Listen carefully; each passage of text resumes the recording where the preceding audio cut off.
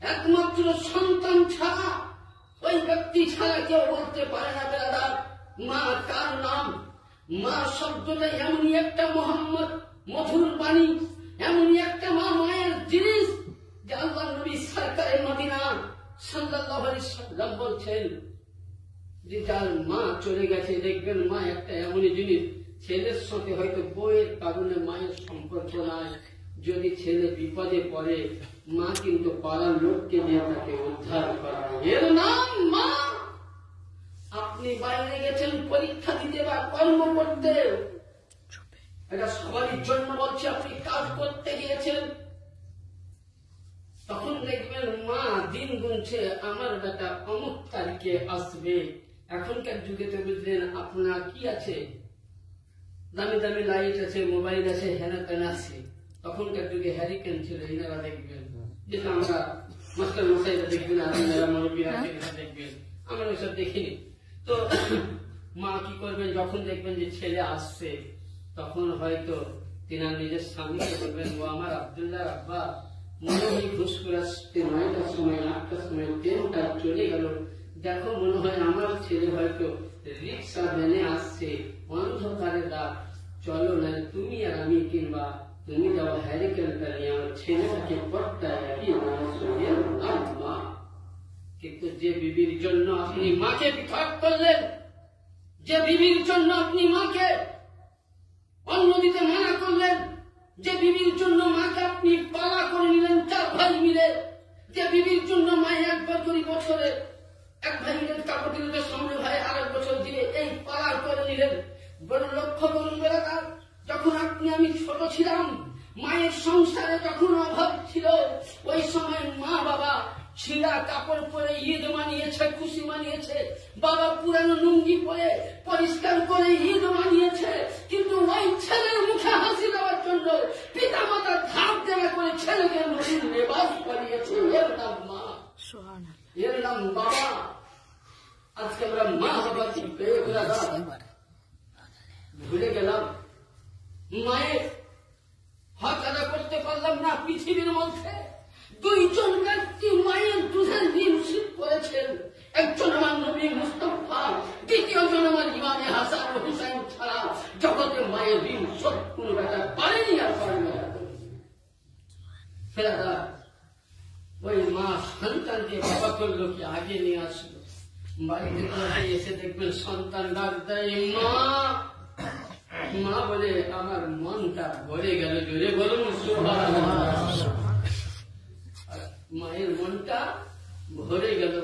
আর ওই সময় আপনার বিবি কিন্তু সহজে উঠে আসবে না, ও বিছানায় নাক ডেকে বুঝলেন নবাব জাতির মেয়ে ঘুমাচ্ছে, বুঝলে এসে কিন্তু ওর স্বামীর দিকে দেখবে না যে স্বামী খেয়ে আছে কিনা, খেয়েছে বুঝলে, এসে বলেন ব্যাগটাকে ঘরে নিয়ে যাবে, ফস করে চিন্তা করবে কি আছে দেখা, যদি বুঝলেন পছন্দের জিনিস থাকে তো স্বামী ভালো, আর যদি না থাকে কিছু করবে না, সকালবেলায় ঘরের দরজা লাগেন না বলে সকাল মাতে বিবিতে।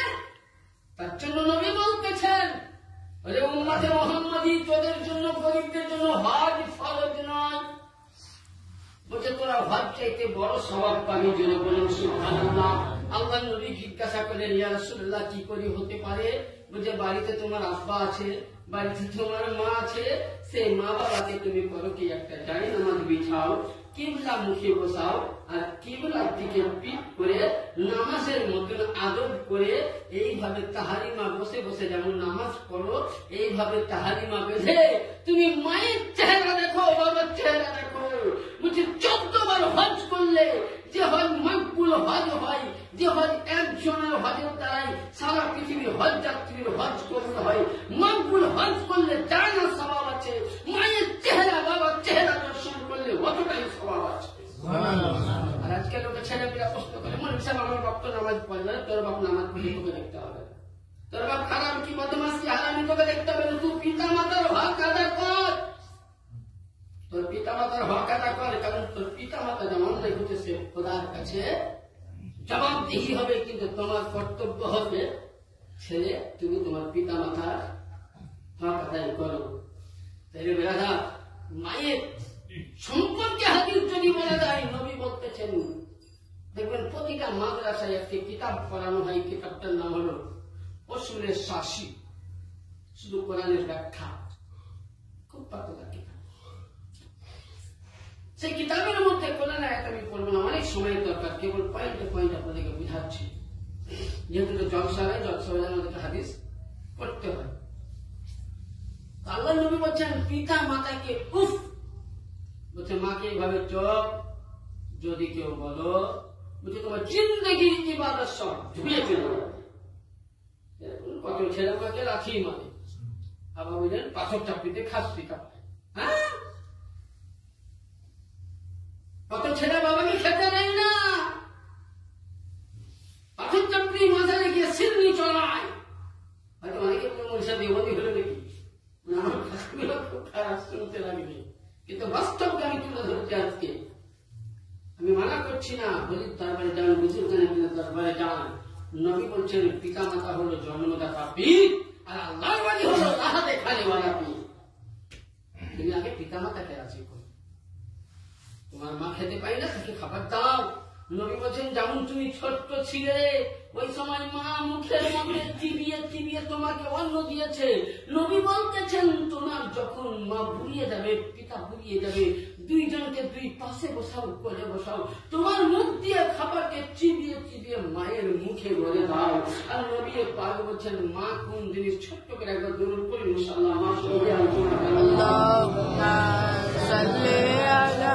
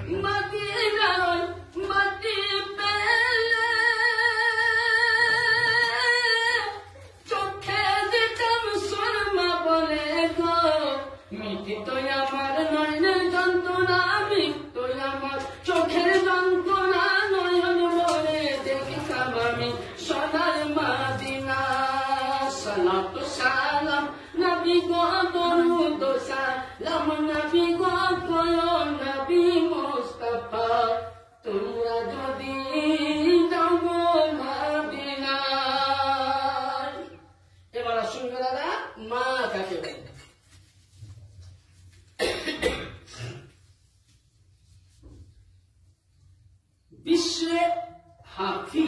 এই ঘটনাটা বিভিন্ন আল্লাহর ওলি নিয়ে আলোচনা আছে, জুনাইদ বাগদাদকে নিয়ে আছে, বাইজিদ বুস্তামিকে নিয়ে আছে। বিশ্বে হাফি এটা বাসরা শহর, যেখানে হযরতে রাবিয়া বাসারি রাহমাতুল্লাহ আলাইহা যিনি আল্লাহর ওলিয়ে কামেলা ছিলেন, মেয়েদের মধ্যে উনি ছিলেন একজন আল্লাহর ওলি। কত বড় আল্লাহর ওলি ছিলেন রাবিয়া বাসারি। উনি যখন জীবনে উনি বিয়ে করেননি, তো উনি যখন হজ করতে যাচ্ছেন, তো তখন তো সব উটের উপরে যেত বোম্বাই থেকে, মানে পানি জাহাজে নেমে আরো কিছু উটের উপরে উনি হজে যাচ্ছেন। তো ওই সময় বাসরা শহর থেকে কিছুক্ষণ গেছে 2-4 কিলোমিটার দূরে একটা জঙ্গলে বুঝলেন, ওনার যে গাধা বা ঘোড়ার উপরে সামান ছিল, সঙ্গে সঙ্গে বুঝলেন কোন কারণবশত ঘোড়াটা মারা গেল। রাবিয়া বাসারি বলছেন আমি হজ করতে যাব, এত সামান নিয়ে যাবো কিসে, ঘোড়া পাওয়া যেত না, এখন তো ফোন করলে গাড়ি, টাটা সুমু, ফাটা সুমু, টোটো, ভোটো, সোটো, ঘোটো সবই আসছে, এখন তো আসবে না। তো আল্লাহ বলছে রাবিয়া বাসারি বস, তোকে মক্কা আসতে হবে, আমি তোকে ওইখানেই হজ করিয়ে দেবো। ঘটনাটা আমি কেন বলছি আপনি বুঝতে পারবেন। তো এরা রাবিয়া বাসারি বসে আছেন, আর ওই জামানার বিখ্যাত ওলি কামিল মুর্শিদ জুনাইদ বাগদাদি রহমাতুল্লাহ আলাইহি, তিনি বাগদাদ শরীফ থেকে মক্কা মুআজ্জামা মানে বাগদাদ থেকে মক্কা হলো 600 কিলোমিটারের রাস্তা। কত কিলোমিটার? 600। আর মদিনা থেকে মক্কা হলো 300 মাইলের রাস্তা। তো ওই সময় জুনাইদ বাগদাদি নিয়ত করেছিল আমি পায়ে হেঁটে, যেমন কিছুদিন আগে সিহাব চত্বর গেল কেরালা, ওইরকম উনি অনেকটা হেঁটে দিলেন 600 কিলোমিটার হেঁটে আসছেন। তো উনি এসে দেখছেন যে যেখানে কাবা ছিল সেই জায়গাতে কাবায় কিন্তু আচ্ছা বলেন, মসজিদে নামাজ পড়তে গেলাম যদি মসজিদ না দেখতে পাই, ভাঙা নাই, কিছু নাই, ফোটা নাই, মসজিদ নাই, ওই জায়গায় ফজরের নামাজ পড়লাম, জোহরের মসজিদ নাই। হযরত জুনাইদ বাগদাদি বলছে আল্লাহর কাছে 2 রাকাত নফল পড়ে আল্লাহ রাস্তা ভুল করলাম। বলছে না নাই, তুমি কাবা কই? তো বলছে কাবার মেহমানকে আনতে গিয়েছে। বলেন সুবহানাল্লাহ। বলছে কে মেহমান? বলছে জুনাইদ তোমার চাইতে একজন বড় আমার আল্লাহর বান্দা, আমার কেউ কাজ করছে। কোথায়? বাসরা শহর। উনি আবার বাসরা শিখলেন। তো দেখছেন জুনাইদ বাগদাদি যে কাবা বাইতুল্লাহ বাসরা শহরে 2-4 কিলোমিটার পাশে একটি জঙ্গলের মধ্যে কাবা স্তম্ভ ভাবে দাঁড়িয়ে, আর হযরত রাবিয়া বাসারির সঙ্গে যত হজ যাত্রী ছিল প্রত্যেকে কাবা বাইতুল্লাহ তওয়াফ করে হাত আদা করে নিলেন। জুনাইদ বাগদাদি জিজ্ঞাসা করছে, বোন রাবিয়া তুমি এত বড় মর্যাদা কোথা থেকে পেলে? তুমি কি এমন নেক কাজ করেছো? রাবিয়া বলতেছে ভাই রে জুনাইদ বাগদাদি আমার নাম রাবিয়া, রাবিয়া মানে 4, আমার বোন ছিল 4টে, আমি ছিলাম ছোট। তো আমার মা নাম রেখেছিল সব করে রাবিয়া বাসারি, আমি বাসরা শহরে। তো উনি বলছেন জুনাইদ বাগদাদি হুজুর আমার মধ্যে নেকি কিছুই ছিল না, কিন্তু আমার মা যতদিন হায়াতে ছিলেন, মা যখন বৃদ্ধা হয়ে গেলেন তখন থেকে মায়ের সেবা করে করে মা আমার দুনিয়া ছেড়ে যাওয়ার পর দোয়া করে বলেছিলেন আল্লাহ যদি পৃথিবীর মধ্যে কাউকে তুমি হজ করাও তো রাবিয়া বাসারিকে মেহমান স্বরূপ হজ করাই। সুবহানাল্লাহ। এটা কার দোয়া? মায়ের দোয়া। মায়ের দোয়া গেল। রাবিয়া বাসারি এত বড় আল্লাহর ওলি কামিলা ছিলেন, আল্লাহ এত পাওয়ার দিয়েছিলেন, আল্লাহ ক্ষমতা দিয়েছিলেন যে উনি শূন্য ভাবে যাই নামাজ বিছিয়ে উনি নামাজ পড়তেন, পানিতে উনি দাঁড়িয়ে নামাজ পড়তেন। এরা ইতিহাস খুলবে পাবে। রাবিয়া বাসারি সমুদ্রে পানিতে দাঁড়িয়ে নামাজ পড়েছেন, রাবিয়া বাসারি আসমান জমিনে শূন্য ভাবে দাঁড়িয়ে নামাজ পড়েছেন। কিন্তু ওনার কিসের দোয়া? মা। তো হযরতে বাসরা শহরের হযরতে সাইয়েদিনা বায়াজিদ বুস্তামি রহমাতুল্লাহ আলাইহি ঘটনাটাই বুস্তাম শহরে তিনি গ্রামে ছিলেন, কত বড় ওলি হয়েছিলেন। দেখুন ওলি কার নাম কোনখান থেকে পাওয়া যায়। প্রতিটা আল্লাহর ওলি মায়ের খিদমত করেছে, কিন্তু বলি না তো আমরা। তো হযরতে ওনার মা ওনার ছেলে জুনাইদ বাগদাদি আল্লাহু আকবার নামাজ দাঁড়াতে যাবেন, উনি নিয়ত করে দেন যাই নামাজ বিছাচ্ছেন। মা বলছে বেটা জুনাইদ,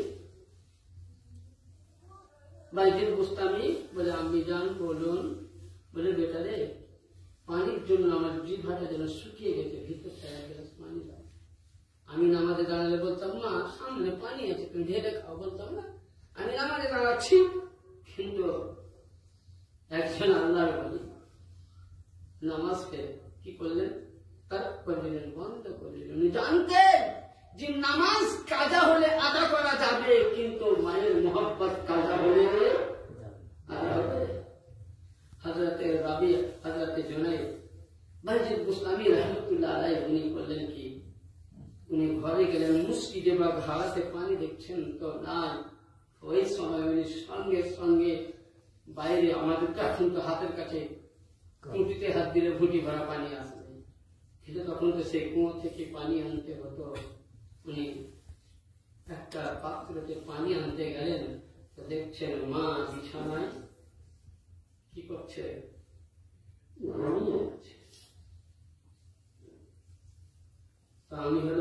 আম্মাজান পানিটা রেখেছি উঠাতা, মা উঠে পানি খান, পানিটা রেখে দিলাম খান। তো উনি কি করলেন, পানিটাকে নিয়ে মায়ের পায়ের ধারে ঘরে দাঁড়িয়ে গেলেন। এশার নামাজ কি হলো, কাজা হলো, তো কাজা, তাহাজ্জুদ কাজা, সমস্ত রাত্রে ইবাদত কাজা। ফজরে বলছে আসসালাতু খায়রুম মিনান নাওম। বুঝলে? আর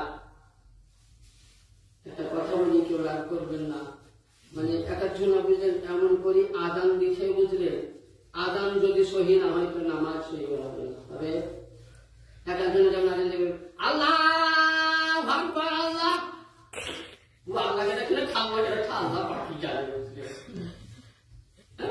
ফজরে দিলে নামাজ দিচ্ছে আসসালাতু খায়রুম মিনান নাওম, এটা নামাজ হবে? আরে মসজিদের মতন আল্লাহু আকবার, আল্লাহু আকবার, আসসালাতু খায়রুম মিনান নাওম, মিনান নাওম। নামাজ অতি উত্তম ঘুম চাইতে, তাই তো? তাহলে এই নামাজে যদি আমরা মানে আজান শুদ্ধ নয় আর নামাজ যদি আজান দেওয়া হয় তাহলে নামাজ হবে না। আমি কোন মুয়াজ্জিনকে বলছি না, প্রত্যেকেই বলবো। হয়তো ভাববেন আমার মুয়াজ্জিন সাহেবরা ভালো বলবে, ইমাম সাহেব আমাদেরকে পেলে গেল না, এটা আমার কর্তব্য যেন আমরা আজানটা শুদ্ধ করতে পারি, ইমামদের মতন বলতে পারি, লফজ ভাষা এগুলো শুদ্ধ করতে হবে। আসুন, ফজরের নামাজ কাজা হয়ে গেছে, তাহাজ্জুদ কাজা, মসজিদে ফজর উঠা আসসালাতু খায়রুম মিনান নাওম। হে উম্মতে মুহাম্মাদি, হে উম্মতি উম্মতগণ, তোমাদের নামাজ হলো ঘুম। একদম অতি উত্তম সর্বোত্তম নামাজ আগে আদা করো। ওনার মা চোখ দুখানা মিলে আস্তাগফিরুল্লাহ রাব্বি মিন কুল্লি যামবিন ওয়া তওবা নাসুহা করতে করতে কি করছেন, উঠছেন, তো চোখ খুলে দেখছেন ওনার ছেলে পানি নিয়ে দাঁড়িয়ে আছে, জোরে বলেন সুবহানাল্লাহ। উনি বলছেন বেটা বাইতুল বুস্তামি বলে আম্মি যান তুমি ঘুমাওনি? বলেন না আম্মি, আপনি পানি আনতে বলেছিলেন তো এসে দেখলাম আপনি শুয়ে গেছেন। মা বলছে বেটা রে তুমি ঘুমাওনি? বলে মা আমার ঈশার নামাজ কাজা। কাঁদছেন আর বলছেন মা আমার তাহাজ্জুদ কাজা, আমার ফাজিল কাজা। মা সঙ্গে সঙ্গে নিজের কাপড় বিছানাটা আল্লাহর দরবারে হাত চড়া করে বলেন যে রব্বুল আলামিন আজকে তুমি বাইতুল বুস্তামির নামাজ দেখিও না, আজকে বাইতুল বুস্তামির রোজা দেখিও না, বাইতুল বুস্তামির হজ দেখিও না, যে বাইতুল বুস্তামি ওয়াবিল ওয়ালিদাইনি ইহসানান, যে মাকে রাজি করেছে আল্লাহ, মায়ের কাপড়ের রাজ রাখো তুমি, মায়ের দামানের রাজ রাখো, যেন বাইতুল বুস্তামি বাকা বিল্লাহ হয়ে আল্লাহর ওলি হয়ে যায়। সুবহানাল্লাহ। মা দোয়া করলেন, সঙ্গে সঙ্গে বাইতুল বুস্তামি ফজরের নামাজ পড়লেন। প্রতিটা মানুষের মৃত্যু আছে বাবা, কিছুদিন পরে বাইতুল বুস্তামি দুনিয়া ছেড়ে যাবার পূর্বে একটি সভাতে কিছু মুরিদরা জিজ্ঞাসা করছেন হুজুর কিছু জানার ছিল। বাইতুল বুস্তামি বলছে বলো কি জানতে চাও? বলে হুজুর আপনি বলুন।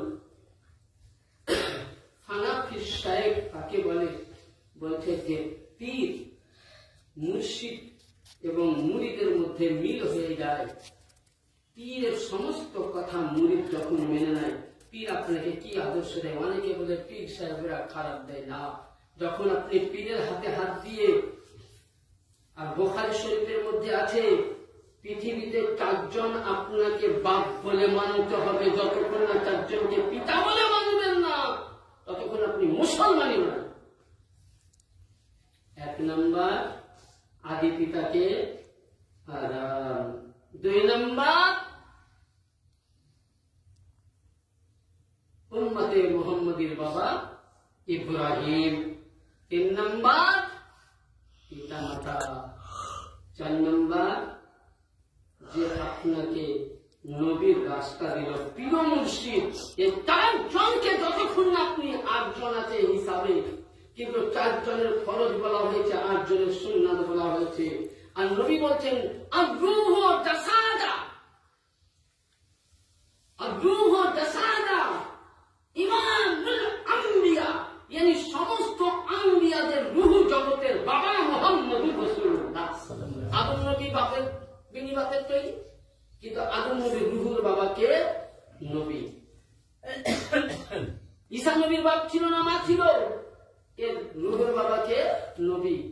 তো আল্লাহ নবী বলছেন যখন কোন পীরের হাতে বুখারীতে আছে মুরিদ হয়, তখন পীর সাহেব আপনাকে সর্বপ্রথম তওবা নাসুহা করা, আজ থেকে তওবা করলাম, জীবন আর নাই করবো না। 2 নাম্বার, আমি 5 ওয়াক্তের নামাজ পড়ব। কোরআন বলছে আল্লাযীনা ইউবাইনাকুম ইন্নামা ইউবাইনাকুম ফাওকা ইয়াদুল্লাহ।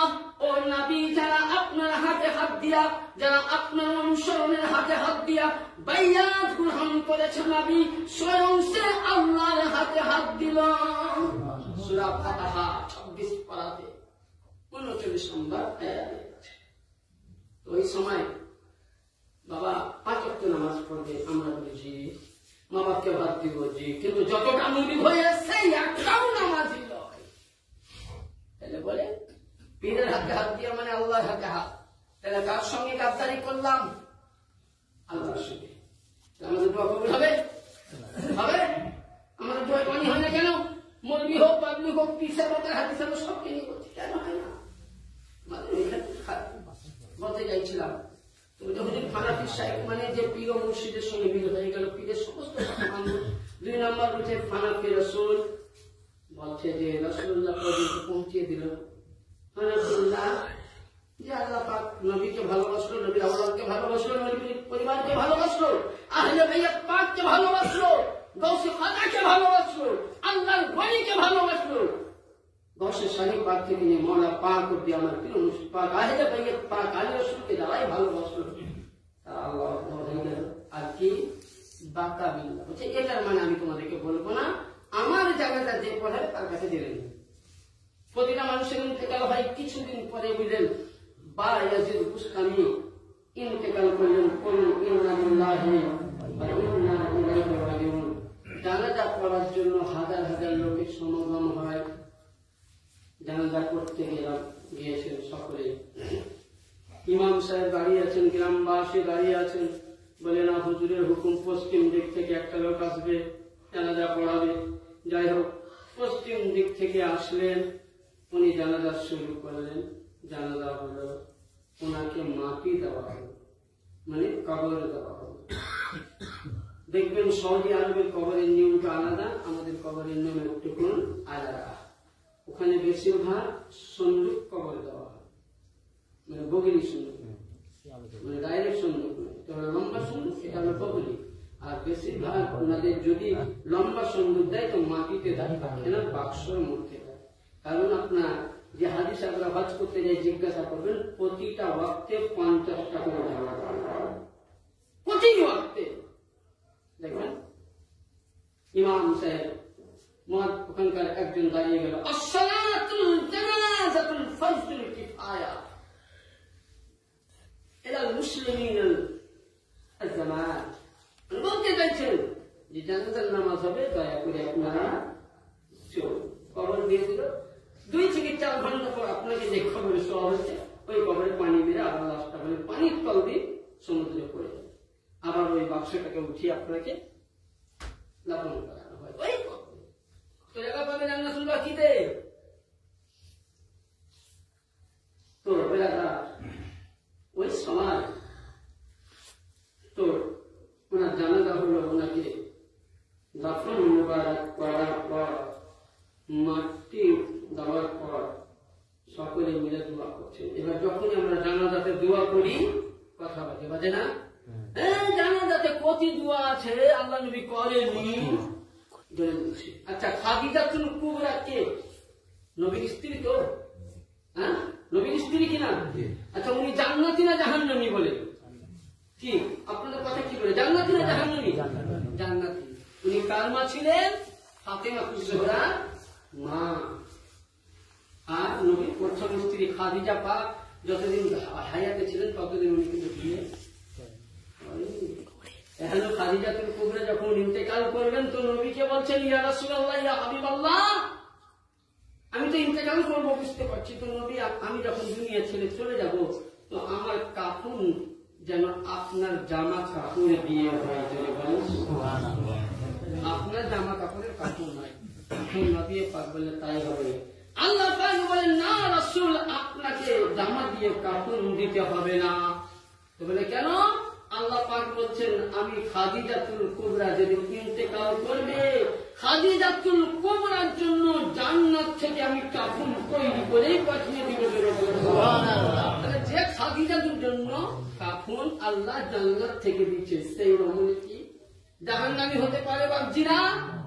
হ্যাঁ, সে খাদিজাতুল কুবরা ইন্তেকাল করলেন, আল্লাহ নবী নিজে কবরে নেমেছিলেন, তাকে দাফন দিলেন।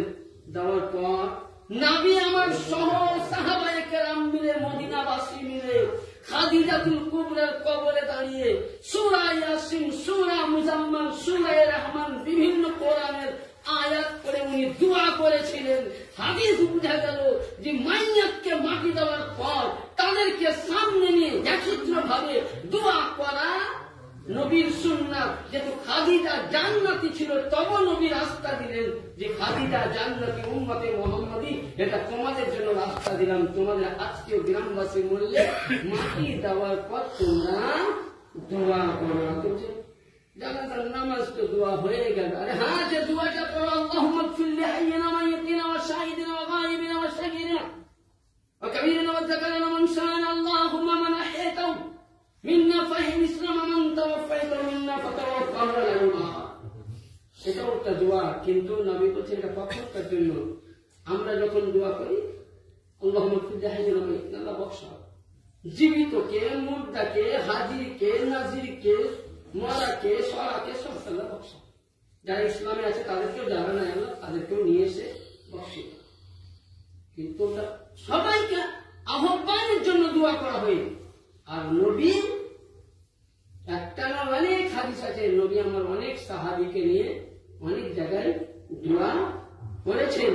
তাহলে জানাজার ময়দান বলে নয়, কল্পনা সুলতানি মাইয়াতকে সামনে নিয়ে কবর দেওয়ার পর দোয়া করা নবী অকট্ট দলিল সুন্নাতে রাসূল, মিশকাত শরীফ, বুখারী শরীফ সব কিতাব আছে। যদি কেউ বলে নাই তাহলে আপনি জানবেন যে বেটা বলে নাই, যে মৌলভী মোল্লা বলে নাই, যে পাবলিক বলে নাই, বাংলা পড়ি বুঝলেন তিনটা, পাবলিক জামাতের ওয়াহাবি দেওবন্দিদের তিনটা কিতাব পড়ি বুঝলেন, যারা নিজেকে বলে নাই তারা জানতে হবে পৃথিবীর মধ্যে দাঙ্গা ফাসাদ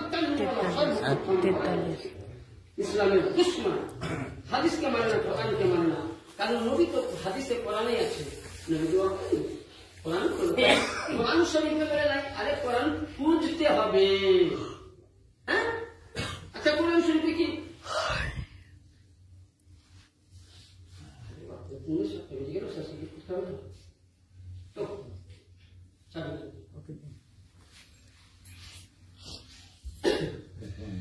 তাহলে কোরআন শরীফ বুঝতে হবে। আচ্ছা বলেন তো কোরআন শরীফে তো নামাজ পড়তে বলা হয়েছে, ওয়াকিমুস সালাত পড়তে বলা হয়েছে কি? হ্যাঁ, কোরআন মানে কি? ইকরা মানে পড়ো। কোরআনে লেখা আছে আকিমুস সালাত ইকরা, এও তো লেখা না। আকিমুস সালাত ইজলাসা লেখা আছে কি? লেখা আকিমুস সালাত নামাজ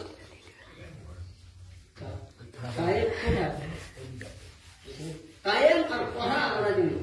তাহলে এই নামাজকে নিয়ে যখন বিশ্লেষণ করবেন, তাফসীরে যাবেন, ব্যাখ্যাতে যাবেন, তখন নামাজ কিভাবে পড়তে হবে উঠতে হবে।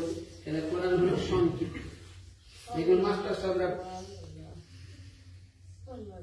গরুর রচনা পড়ায়, ইতিহাস পড়ায়, দেখুন ছোট্ট করে থাকে, কিন্তু ইনারা যখন বুঝায় তখন একটা বিশাল বিশ্লেষণ হয়ে যায়। তাকে আমরা আরবিতে বলি তাফসীর, ইনারা বাংলাতে বলে পুরো তার ব্যাকরণ বর্ণনা।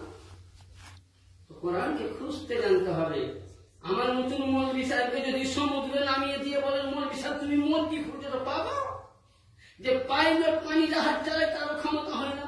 তো যারা মতি সংগ্রহ করে কোনখানে কোন ঝিনাইকের মধ্যে মতি আছে, তারাই জানে, আমিও পারবো না। ওদেরকে দিবেন, ওরা চাকরি বলবে হাতে দেওয়া মাত্র আমার মতন মন বিষয়কে যদি আপনি হাতে দেওয়া মাত্র যদি বলে কি আছে বলে, আমি কিছুই করতে পারবো। ওদের হাতে জানিয়ে দিবে, চট করেই বলে দিবে যে হ্যাঁ এটা তো মতি আছে না হীরা আছে। হ্যাঁ, কোরআনকে সম্মান করতে জানতে হবে। 3টা বাংলা বই পড়ি, ফতোয়া দেওয়ার নবীর হাদিস আছে। 3টা বাংলা বই পড়ি, যে কোনো জায়গায় মিলাদ মাহফিলে লেকচার দেওয়া পাবলিকের জন্য হারাম আছে। সে যতই বড় মাস্তান, তাকে যোগ্যকে কোরআনের ব্যাখ্যাকারী হতে হবে, যোগ্যতাকে কোরআনের মুফাসসির হতে হবে, তাফসীর কারক হতে হবে। তো বলতে চাইছিলাম, তো জনাই বাইরে আমি দিয়ে যাওয়ার পর বলছে হুজুরের একটা কথা জানা ছিল, দোয়ার পরে ওনার দোয়া হলো। তো বলছে হুজুর আপনার কাছে একটা জিনিস জানা ছিল বলে বলো। বলে হুজুর 3টা জিনিস জেনেছিলেন, একটা পানিয়ে বলে বাঁকা বেল্লা। তুমি বলছে বাবা তোমরা বাঁকা বেল্লার ব্যাপারটা বুঝতে চাও না দেখতে চাও? বলে হুজুর বুঝার পূর্বে যদি একটা হাদিস নিয়ে ঝামেলা হলো, আর আপনাদেরকে মুখে বলার পরে আমি একটা কিতাব খুলে পড়ে শুনে, তো সেটাই আপনার গ্রহণযোগ্য হবে। তো উনি বলেন দেখান। তো ওই সময় হযরতে বাইজিদ বুস্তামি নিজের উনি সামনে বললেন তোমরা আমার দিকে লক্ষ্য করো। উনি নিজের মুখের যখনই পর্দাটা উঠিয়ে নিলেন, প্রত্যেক জানাজা ব্যক্তি বলেছিলেন যে হুজুর আপনি তো ইন্তেকাল করেছেন। ইনি বলেছিলেন কাবলাল মওত বাদাল মওত, যে মরার আগেই মরে যাই সেই হলো আল্লাহ। জানি আমি এত বড় হয়েছি আমার মায়ের কিসে দোয়ার বরকতে, মায়ের দোয়াতে আমি আজকে নিজের জানাজা নিজে পড়ালাম। মান আরাফা নাফসাহু ফাকাদ আরাফা রাব্বাহু, যে নিজেকে চিনল সে খোদাকে চিনল। দয়াল রহমান কে পারে বুঝিতে তোমার শান। কবি নজরুল ইসলাম মুহাব্বতের সহিত বলছেন, কারণ যতটা পৃথিবীতে কবি আছে সবচেয়ে আমার প্রিয় কবি হলো নজরুল, যেহেতু আশিকে রাসূল ছিল, জীবনে খোদা ছিল। তাই বলছেন দয়াল রহমান কে পারে বুঝিতে তোমার শান। মুর্দাকে জিন্দা করো, মরার পরেও দিতে যান, পাক কালামে আছে প্রমাণ। ইব্রাহিমকে বলো তুমি পুত্র কুরবানি করিতে, ইসমাইলকে বলো তুমি সবুর করে রহিতে। জোরে বলুন সুবহানাল্লাহ। ইব্রাহিমকে বলো তুমি পুত্র কুরবানি করিতে, ইসমাইলকে বলো তুমি সবুর করে রহিতে। আবার ফির ছুরিকে মানা করো, না কাটে ইসমাইলের জান, কে পারে বুঝতে তোমার শান। আরে আইয়ুব নবীকে পরীক্ষা করো সর্বঙ্গ জুড়িয়া, আরে বনে গেলেন তত্তা ছেড়ে আল্লাহ আল্লাহ করিয়া। আমাদের একটু জ্বর হলে বলে নামাজ পড়বো না, আমাদের নিচে পানি নিচে দাঁড়িয়ে নিচ্ছে, আর শয়তান আল্লাহ কেমন আল্লাহ আইয়ুব নবী তোমাকে ভালোবাসে, একটা পরীক্ষা যে এক রকমের ব্যাধি দিয়েছিলেন যেটা পুজ। উনি বললেন যে সুবহানাল্লাহ, যদি আমি পুজ নিয়ে গেলাম দুষ্ট হয়ে যাবে। উনি জঙ্গলে চলে গেলেন। ওনার 11 জন স্ত্রী ছিল, কেউ কাছে ছিল না। হযরত রহিম আল-ফা ইতিহাস আপনারা পাবেন। বিছানায় সজ্জিত হয়ে গেছে, তবে কিন্তু উনি নামাজ যেটুকুনি ছিল ইবাদত কাজা করেননি। তাই বলছি আইয়ুব নবীকে পরীক্ষা করো সর্বঙ্গ জুড়িয়া, আরে তত্ত্ব সিংহাসন ছেড়ে বনে গেলেন আল্লাহ আল্লাহ করিয়া। এই 18 বছর ফিরে আবার পেলেন সিংহাসন, কে পারে মৌলা বুঝিতে তোমার শান। ও দয়াল রহমান কে পারে বুঝিতে তোমার শান। আল্লাহুম্মা সাল্লি